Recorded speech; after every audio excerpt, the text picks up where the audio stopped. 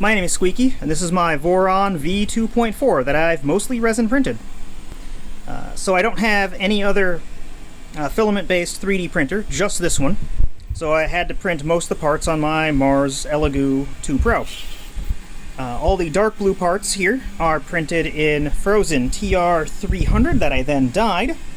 And that's great because it's nice and rigid, so it made a decent printer that seems fairly accurate, but it's kind of brittle. So not all the parts held up super well, like this one here cracked, and I just hit it with some more of the liquid resin, and then a UV flashlight to get it to stay solid. And I fixed several parts like that, so you'll see little bits of that.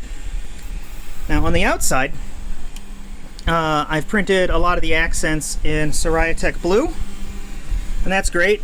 It is much more impact resistant, it's much less brittle, but it's not as resistant to temperature. I did test this before I printed parts for the Voron. So I think it should be fine on the outside, because people have said they've put parts on the outside of the enclosure in PLA, and that's fine. Like these skirts, I printed these in PLA on the Voron before I mounted all the sides, so that way I could complete the underside mounting portion for the electronics cabinet, because that's all complete and closed up with PLA printed hinges like these guys that I printed per the normal instructions.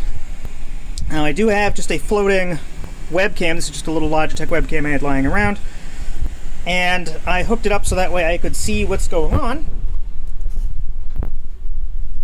And here is the view I get from Clipper. That's why I like it to float, so I can get right up next to the print and I can see what's going on pretty closely there. So I hope that's enough for my Voron serial number request, and have a nice day.